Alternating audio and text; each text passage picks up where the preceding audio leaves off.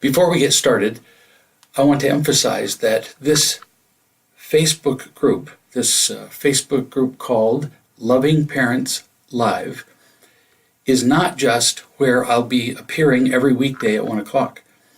It's also a place where you can gather as a group, as a growing community of parents like yourself who are looking for answers about how to be more effective as parents, to handle's a terrible word, better interact with your children. These are your new friends, and I'll be popping into the Loving Parents Live group from time to time to answer your questions live, in addition to this 1 o'clock time each day. And we'll be talking about principles that I teach at great length in the Ridiculously Effective Parenting Training. You can learn about that by going to realloveparents.com. You can also go to reallove.com, where you can watch videos, read blogs, hundreds of hours of videos and blogs and more. Sign up for the training, the parenting training, which comes with some kind of support, a video answer, a written answer, a conference call, 3 times a week. We're trying to provide as much support for you as parents as humanly possible. The relative condition of confinement that we're experiencing now, in this case because of an epidemic, but it could be for any number of reasons, has brought up a great deal of emotion for many of us. There are a bunch of reasons for that, but I'm going to discuss 2 of them. The first I call the 4 marbles. If you take 4 glass marbles and you go to a gymnasium and let's say a carpeted gymnasium, and roll the marbles around on the floor, 4 marbles in a big gymnasium, your odds of hearing 2 marbles hit, making that distinctive glass on glass clacking sound, are pretty small. They're not going to run into each other. But if you take the same 4 marbles and put them in a shoebox and shake it up a lot, you're going to hear that clacking sound a great deal. Same number of marbles, but in a smaller space where they simply will interact more. So you're going to be interacting more with your spouse, kids. There are going to be more interactions, and the stress doesn't come from being confined. It doesn't come from the interactions. It comes from not knowing how to handle the interactions, not knowing how to respond. The second reason for increased emotion with the confinement is that we find ourselves deprived of our usual distractions in life, whether kids are involved or not. Most of us are so very occupied with doing things, frenetically, frantically, busily, all day long, constantly busy. Our schedules are just full to where we can hardly stand it. And all of our doing tends to give us a sense of worth. But mostly, that's an illusion. We're just filling schedules and ticking off boxes. An old saying comes to mind. We busy ourselves with arranging deck chairs on the Titanic. We're busy, but we're not doing anything that matters. We like order and safety and predictability, and we can find that by doing things. For example, being the busy mother who is constantly running errands for their kids. I know lots of mothers who do that and say, I just never have any time for myself. I'm busy, but it turns out they actually like being busy. It gives them a sense of meaning.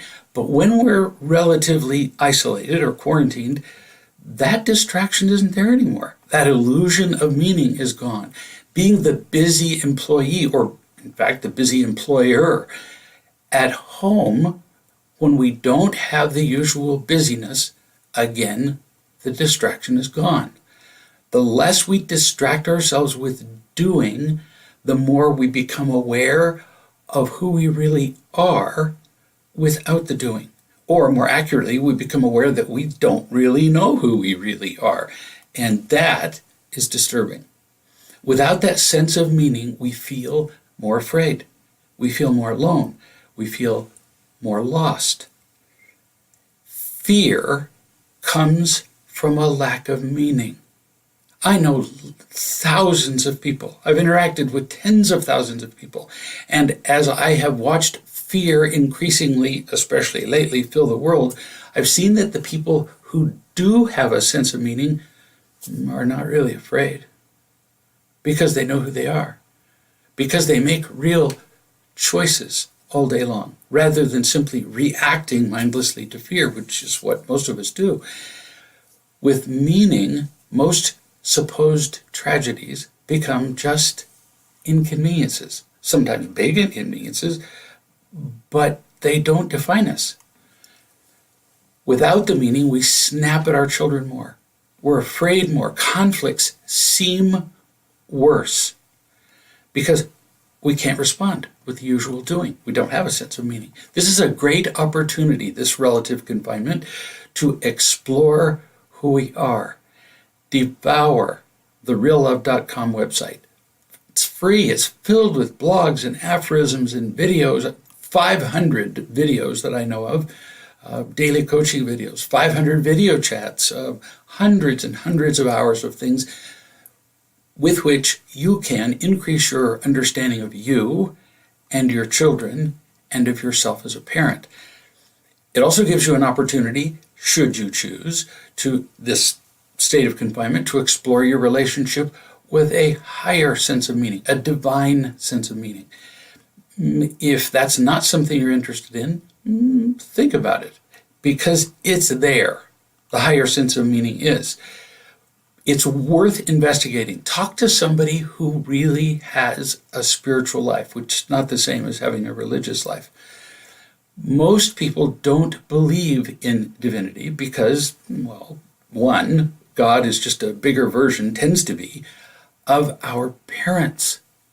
Because when we were little, we learned what authority is and what bigness is and what power is from our association with our parents.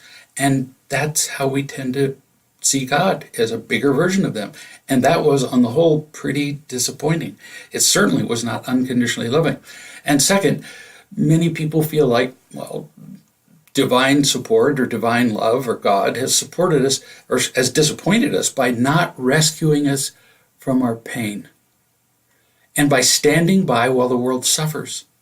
We fail to realize that his goal is to help us learn to make choices rather than to give us a life of ease. Another way of saying it is that he's more interested in our education than our entertainment. Let me tell you the reflections of one woman who suddenly finds herself at home without her usual profession and without distractions. She said, "Would you expand on what you wrote to me?" Because she asked me a question and I responded a few days ago.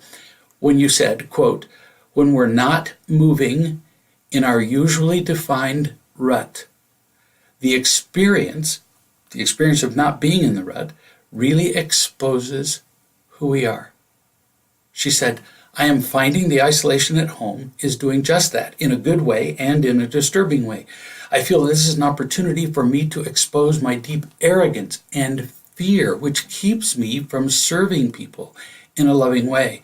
There are layers to peel off that require me to remain still and honest with myself." Hence, the lack of distractions focuses us on who we really are, or not knowing who we really are. And she continues, "When I focus on the love in my heart, redirecting awareness to that and remembering how I come from loving creation, I receive knowledge that brings more awareness." And so it goes on. And she's going to continue in this learning process just like the rest of us are doing now. This is a great time to change patterns. Instead of doing things the same old way, we're learning to do things differently. And that's what you're doing here, learning something different. Industries, for example, are changing their patterns. As we have different needs during this time of hyper-awareness, for example, Christian Dior makes perfume. But during this time of epidemic, if you like, pandemic, they've started making hand sanitizer. Turns out they have the equipment and many of the ingredients necessary to make hand sanitizer. So they're chipping in, and instead of making perfume, they're helping us all. A car parts company is producing hygienic masks. Luxury hotels are becoming makeshift quarantine shelters. An earth-moving equipment maker and other manufacturers are looking into how they can assemble ventilators, the key life support machines for people with pneumonia caused by the virus. Industries are changing, are tooling up, are retooling, and now we have an opportunity to retool. Here's a question from a mother who says, my daughter is 14, and now that we're doing distance online learning and she's not going to school, she stays at home and she has her phone and her laptop access in her bedroom all the time and stays in her bedroom 24/7, except to come out for a quick bite to eat and she's gone again. What do I do? And what do I say to her to set up the right limits? This is a useful question because lots of people have this question. This is a really old trick that kids have been using for a number of years now. They don't really know how to function in the real world. We don't know how to teach them. A world that is governed by rules. Happiness is actually governed by laws and requires interaction with other human beings. And because they don't know what to do and because we don't know how to teach them, what do? They isolate themselves in a virtual world as big as their screen, whatever screen they're using, whether it's a phone or an iPad or an Xbox or a television or whatever. And now they're in a kind of physical isolation, in addition to the isolation of being in a virtual world. So here she is alone in a room in a virtual world. She is gone. And I'm sure you get that sensation. She might as well be dead in her room. And so the isolation becomes much worse. To get the long answer to this, I highly recommend you go to realloveparents.com to learn the longer answer about how to deal with electronics. But there is a shorter answer, and it takes a lot of courage. And it's an answer that I'm sure we're going to have to be coming at from different directions on a lot of the succeeding days where we gather here on Loving Parents Live. First tip. We talked about zero tolerance in our live discussion yesterday. The first thing I listed that we have a zero tolerance for is anger, and that includes us. So she's isolating in a room, and whatever I recommend that you do with her, you do whatever part of it you wish, do none of it. But whatever you do, you can't be angry. The instant we're angry at a child, whether we're teaching the child, whether we're imposing a consequence on a child, whether we're making a comment, whether we're asking a question, the instant we're angry, the only thing the child hears is, I don't love you.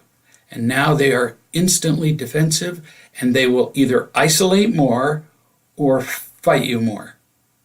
We do it as adults. Somebody cuts in front of us in traffic, and then we slam on the horn and we scream. What are we screaming at? The fact that we're delayed from reaching our destination by 0.5 seconds? No.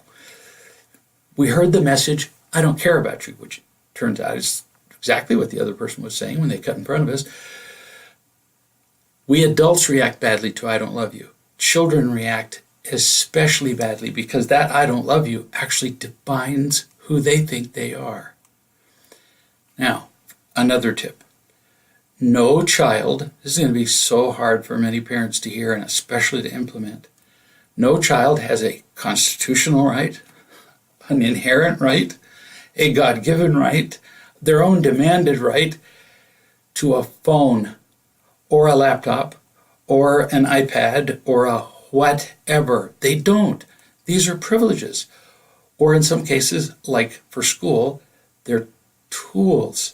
But even then, they're privileges. And I know I've heard all the excuses and I've heard all the brilliant responses from children who although they don't know how to make their bed, don't know how to show up to dinner on time, become brilliantly creative in explaining to you how they cannot live. Their heart would stop if they didn't have their iPhone. So you know the excuses. I need it for my homework, which they don't get done on time ever. And sure, occasionally there are uses for a phone, but that's not what they use them for primarily. Rules have to be applied, just like they're applied to everything else. Is driving an automobile a good thing? Well, just that's by itself, driving a car isn't good or bad. Depends on how you do it. And if there are no rules for driving a car, then cars become 1.5 to 2 ton death machines. And everybody runs into each other and they break each other's backs and heads and everybody dies. Rules have to be applied to the road. Rules have to be applied to electronics. But you'll find it even more instructive if instead of seeing them as electronic rules, you see them as life rules. We're going to talk about this on and on. What we're teaching our children is not how to please us, not how to keep the rules that restrict them, but we're teaching them the school of life. And the fact is that your daughter at this tender age, 14 years old, is making decisions that she's not prepared for, with consequences that she doesn't understand. And when she goes online, she doesn't realize it, but she's in an online classroom all day long. All day long she's being taught by people who are her peers and don't know anything more than they do, or who are not her peers and are trying to sell her either straight out goods and services or a picture of herself that she feels like she has to conform to. So she's being taught by people you don't know and by people who have no idea how to be happy. She's being taught by them in an online course all day. Get that picture? Now, are you comfortable with that picture?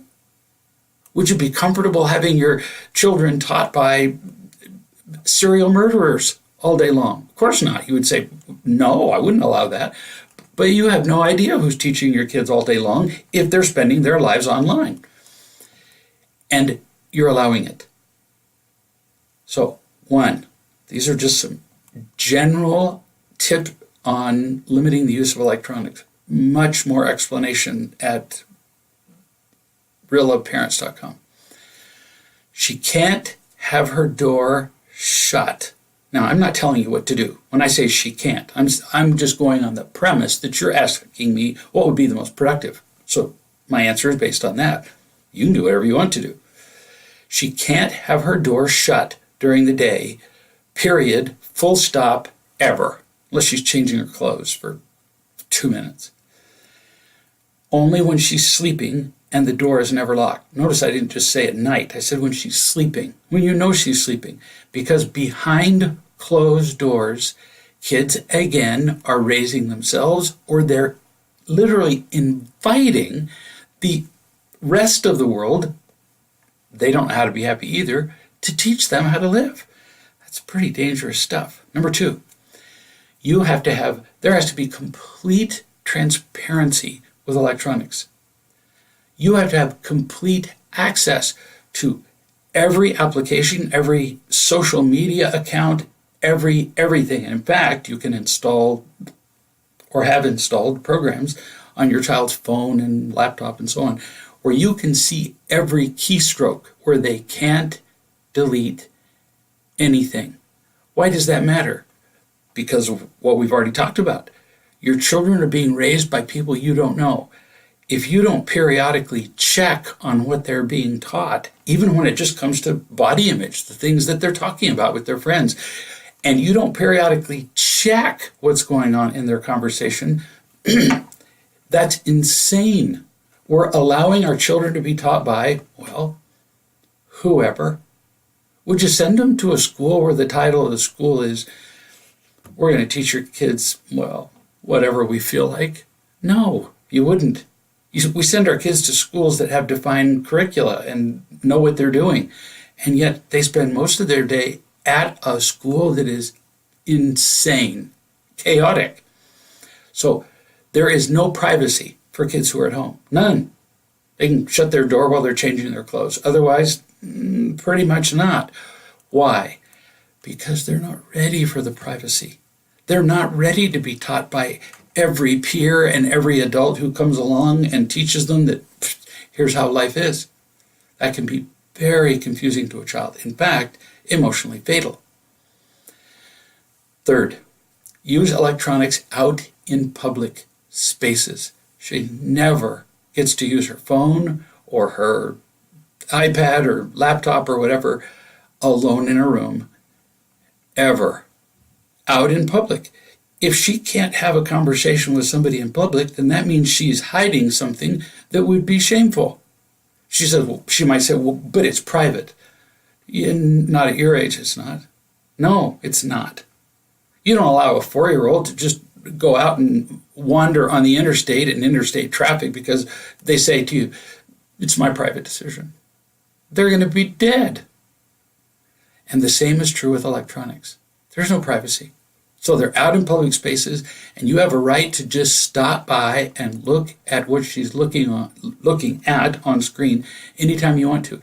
If she changes screens, then you use the program that I was talking about where you can see every keystroke. Now, when you impose all those rules that I just talked about, which, by the way, are the minimum rules, that's like the very least restriction that I'm suggesting. If she objects and says, well, I'm not going to cooperate with that, there's only one thing you can do or you lose all moral authority as a parent. You just as well resign. You just well type up your resignation and say, I resign as a parent. You can parent yourself if you're not willing to do this. I'm not exaggerating. If she objects, she loses the phone. She loses the laptop, school or not. And she loses it for the first time. Keep it small so they don't go too crazy, but she loses it for a day. So you say, for 24 hours, you just lost access to all electronic devices. And if she goes to give you more attitude, which, by the way, is highly likely, I've done this a few times. If she goes to give you more attitude, you go, all right, so far you've lost all of your electronics for one day. Listen to my tone of voice. I'm not irritated at her. I'm her life instructor. I'm just like we're training her for the Olympics. Here's what you need to do. And she said, I refuse to do that. Well, okay, but now I'm going to suspend this day of training, which is going to make you one day less prepared for the Olympics.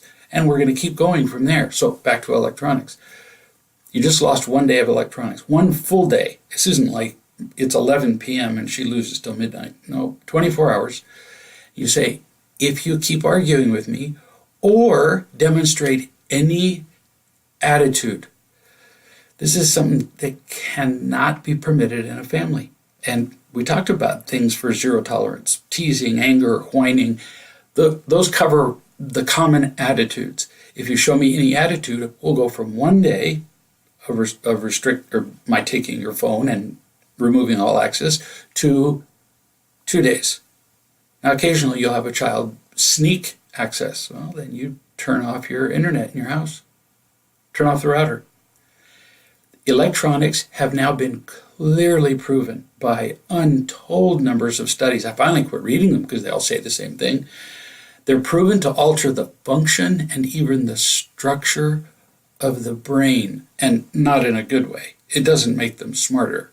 Every once in a while you will see really ridiculous studies. There was one recently where the study said that 83% of children, their social skills, their social connections,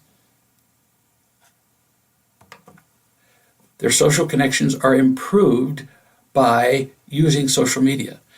And first I laughed out loud, and then I read the study. Well, of course it said 83% are improved, because the people they asked were the kids. That's not a real study. So standing by and letting her make her own phone and laptop decisions would be like handing her explosives. I wish I were exaggerating, but I'm not. Now, are explosives by themselves good or bad? Again, it's like, is driving a car good or bad? I need more information. I need context. Is driving a car while keeping the rules of the road and getting from here to the hospital a good thing? Yeah, I would call it a good thing. Is using explosives a good thing? Depends. I'm a miner and I'm blasting rocks so that I can pull whatever out of the ground, and with the environmental issues aside, that can be a really good thing. We wouldn't have roads if it weren't for explosives, for example. But would you give explosives to your child and then just hope that it turns out? Of course you wouldn't. You would impose rules, you would give instruction, you would just do all kinds of things before you handed your child explosives and detonators. Same with electronics. And we'll be talking about this, I'm sure, at greater length on other occasions. Here's a mother who says, I have two concerns that I hope you will address at some point here. First, when having that discussion, and she's referring to, I think, it's either the first or the second of these daily conversations where I gave it, and I think it was the first one, where I gave an example of a mother helping a child to see what he's doing when he's teasing his sister. Pretty sure it's the first one. And she talked to him until he could say, I'm being selfish and unkind and so on. So she's talking about that. She said, when having that kind of discussion, following the unproductive behavior on the part of my child, trying to help someone recognize and speak the truth about it, she said, I often don't know what the truth is myself. And I'm befuddled about how to help them find and see the truth in themselves. I suggest you see that first daily conversation if you haven't seen it. Most of the time, we don't need to make our children stop activities. We need instead to require zero tolerance for an activity without talking about it until we arrive at the truth of the activity with absolute diligence. So, to the mom who asked, how do you know the truth about these things? How do you know what to teach your children? Oh, so many resources. Like, that's what I've been doing for 30 years, is writing these answers, writing the blogs, filming the videos. So you can go to the video chats at reallove.com and use the master index. Go to reallove.com and you'll find a place that says master index, and you can look up all of the different subjects that might apply to your child. So for example, you might look up parenting, you might look up children raising, you might look up truth telling, how to get a child to tell the truth about what they're doing. The master index will give you thousands of references to articles, blogs, videos, and so on that will help you to better parent your child. That's how you get an understanding of what to teach your child. You can go to realloveparents.com and really immerse yourself in learning how to teach your child. Being a parent is far more important than any other job. I was a surgeon. I saved people's lives, and it wasn't nearly as important as being a parent. And yet the training that we get is nothing. I went to school for 12 years after high school to become a surgeon, but that was far less important than this. Loving and teaching is a way that changes lives. Now, the same mother has a second point or question, not sure yet. All I see is the number 2. And what about the basics of social behavior, like the things that are not life-threatening or emotionally damaging? For example, teaching a child not to interrupt people, not to jump on the furniture, because those things weren't, I'm parenthetically adding here, because those things weren't discussed in the 5 things we have a zero tolerance for. One of them wasn't jumping on the furniture. So this mother's saying, well, okay, I got the zero tolerance stuff. What about everything else? not interrupting, not jumping on the furniture, not writing on walls, not chewing with our mouths closed, being a good listener, doing homework and jobs around the house, cleaning the bathroom, making a bed, feeding a pet, doing the dishes, blah, blah, blah, blah, and on and on. She wrote all of that except blah, blah, blah. I want all of that for my family. I want all the zero tolerance stuff, and I want all of the social behavior stuff without having to harangue them. I love when people use great words. Without haranguing them or nagging them or threatening them. Oh, bless you for having that desire. And if you pursue this answer, you're not even going to believe how fun this is going to get. Very good question. So we talked about the zero tolerance stuff. Those are the destructive things we avoid. That's just the beginning of making happiness possible. We do the zero tolerance stuff so we can start the building. When those things are happening, we can't love and teach them anything. Having no anger, for example, that was one of the zero tolerance items, does not create happiness. Simply not being angry isn't the same as happy. It's just that being angry will destroy happiness, so it has to be avoided with zero tolerance. So to answer your question about the basics of social behavior, I don't see things in terms of social behavior. I keep it simpler than that. Simpler and more all-encompassing, actually. So it's more than you were hoping for. We love and teach our children so they can be one thing: happy. That's why we love and teach our children. Because we care about their happiness. That's the very definition of unconditional love or real love. And happiness is an inevitable, utterly predictable result of our children feeling loved and being loving and being responsible. I'm going to say them again because, wow, we're going to be talking about them a lot. We're here to teach our children to feel loved, mostly by us.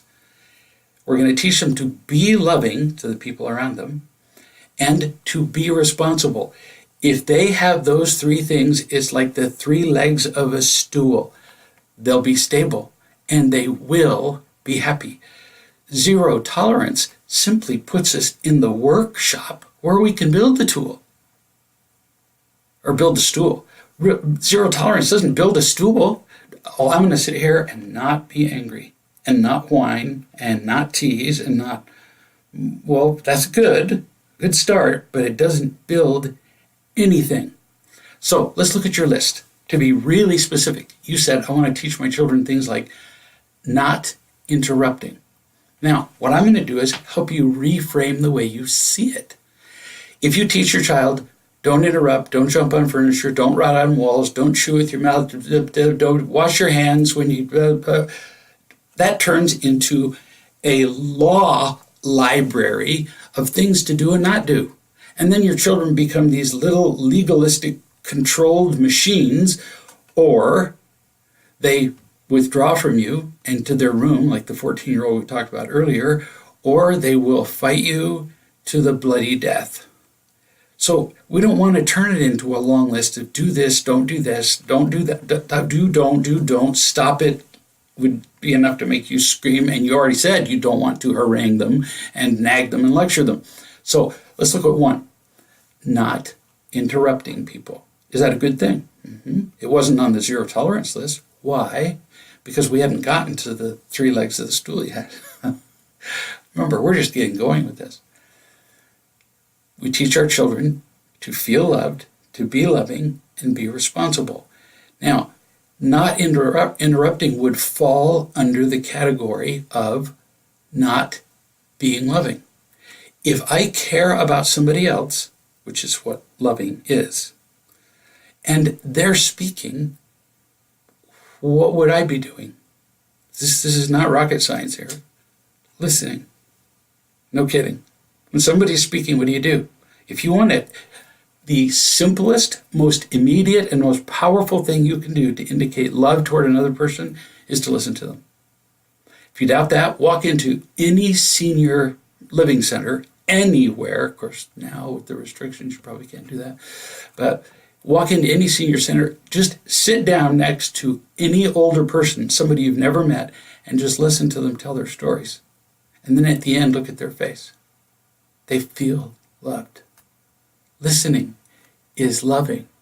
Interrupting is not being loving. So let's say that you have a child who keeps interrupting his sister. We'll make this up as we go. Instead of saying, we don't interrupt, that's rude. Boring. That's nagging. All the child does is go, she's bigger than I am, and now she's giving me yet another thing that I can't do. And the child just ends up resenting you and will interrupt his sister the next time. Because the more pain people are in, the more protective and getting behaviors that they use. And so you actually made the child more likely to interrupt by telling them not to. I know, crazy, but proven to be true with studies. So instead, you say to the child, you take the child, you stop the conversation and you say, tell me what you're doing right now. Just like the mother did on day one of these live sessions that we've been doing. What are you doing?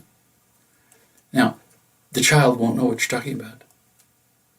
But you keep going until the child identifies that he's interrupting his sister. Would that be a loving, caring thing to do? No. And when the child sees that consistently enough, because you're explaining it in a loving way, eventually the interrupting just stops. I'm not kidding. Why does it? Because we can't stand what's called cognitive dissonance, the difference between what should be and what is. And the child knows that they're not being loving. And if you're not angry and provoking them to defend themselves, eventually they just quit doing it. No kidding. If you're the slightest bit irritated as you talk to your child, you won't teach them about not interrupting. You won't teach them about loving, because what are you doing? In an unloving way with irritation, you're teaching your child how to be loving. No, it's not going to work, like ever. How about not jumping on the furniture? Well, so you ask your child, I'm just giving you some sample questions. There's lots of things you could ask your child. So when you jump up and down on the furniture, let's just take a look. So you were just jumping up and down on the chair, and then you show them a scuff mark or two. Do you know what they do to determine whether an auto part or anything else is strong enough for consumers? They repetitively traumatize it in some way. Like pianos are tested by a little machine that comes along and at 1,000 times a second strikes the key. And they do it up, and if it can weather that, then it's good enough to be used by consumer. Now, look at where you stepped on the chair. It left a little scuff mark. When you step there again, it leaves another mark, and then the polish wears off, and then we have to refinish it, or it breaks the wood, and now we don't have a chair at all. So when the chair becomes unusable, who's going to pay for the chair? It's not going to be you, because it's too expensive. So pay attention. You get to choose what you want to do. And it turns out you have a nearly limitless number of choices to choose from. But whatever you choose, you also have to be responsible for. With the law of choice, you get to make any choice you want, comes the law of responsibility, which is you're responsible for the choices that you make. So if you jump on the furniture, you're responsible for cleaning the mud off the couch. You're responsible for replacing the chair. And so it turns out that you're never going to clean the couch well enough if you leave mud marks.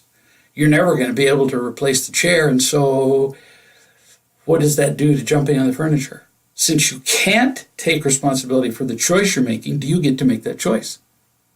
No, you don't. And you help them until they can say it. Not writing on the walls, same thing. Not responsible. You can scrub crayon off a wall mostly, but by the time you really get the crayon marks off, you leave these horrible looking scouring marks because the paint's been removed. And it's not loving to other people who actually enjoy seeing a painted wall more than they do seeing your marks on the wall. This chewing with our mouths closed. Loved, loving, and responsible. Is it loving to put other people in an environment where they can't hear, learn, feel peaceful? No, it's not. All of this applies to being a good listener, doing homework and jobs around the house, cleaning the bathroom, on and on. You teach your child to be loving and responsible instead of giving them a law library of things to do and not do. All of these good behaviors are a natural result of feeling loved, being loving to others, being responsible for our choices. When we teach those things, all of what you call social behaviors just follow. I raised 7 children, and I've helped thousands of other people raise their children. And once you get a child who is happy, they just don't do this stuff. They don't pick on other kids. They don't tease other kids. They don't make fun of other kids. And I've watched entire families transform so many times that I can tell you that if you're consistent in doing this, it will work. You first have to be an example of feeling loved. Now, where are you going to go to find unconditional love? Keep coming back to this group. Keep coming back to Loving Parents Live and get the love that you need. You have to be loving. You have to be responsible. If you're not loved, loving, responsible, and happy, there isn't a chance you're going to be able to teach it. 0. You have to be a rock on which they can stand. You don't reason with them about what produces happiness because they really don't know. That's why we don't let them loose on electronics, because everybody's telling you what makes them happy. Living on Facebook, talking to their friends, sending Instagrams, watching semi-pornographic things on any number of sites that you can find on the internet, and pornographic sites for that matter. This is what they're being taught happiness is. So you tell them where happiness comes from. You're the teacher of the course. It's not a suggestion. And then you require these qualities that lead to happiness. And then once you've got a happy kid, you don't ever have to harangue them, intimidate them, lecture them, nag them. Nagging is, forgive me, in a single word, incredibly stupid. If the parent says to me, I'm constantly having to nag my child to fill in the blank, doesn't matter. I say to the parent, especially if I've spoken to them more than once, I say, well, the stupid one here isn't the child. If you're repeatedly nagging a child, then obviously you're teaching them ineffectively. So you show them what unloving and irresponsible leads to, what it means. Where it leads to selfish and demanding and controlling and chaotic and bitter. You show them, and I've already given you several examples of the times when they're unloving, and help them see that they don't feel happy, nor do the people around them. There's the bottom line. How do you stop a child doing a behavior that's harmful? You help them by showing them that they're not happy when they're engaged in that particular behavior. Now you win. Now there's no nagging. Your question gets at the heart of the entire endeavor of parenting. I can give you answers here. I can give you a flavor of this, but there's so much more to learn, like being a surgeon. I had to learn basic principles. I had to learn biochemistry and anatomy and physiology and all kinds of, but then I had to learn to practice them. Then I had to practice them again in new situations. Then I had to practice them in emergency situations, learn additional principles, learn additional operations, and so on, which is why you're going to go to reallove.com and realloveparents.com, where you're going to learn to do one thing. It sounds like 3 words, but it's one. Love and teach. First, you learn the words. Then you get the feeling of this effort of being a parent. And then you share that loving feeling as you teach your children. And then you become a real parent. These have been great questions. I encourage all of you to send more questions, to put them on the Loving Parents Live site. I'll come from time to time and answer questions, but also I'll gather questions and use them during this 1 o'clock time that we have to be together every weekday. I've really enjoyed it. Encourage you to go to the websites that I've described, and we'll see you tomorrow.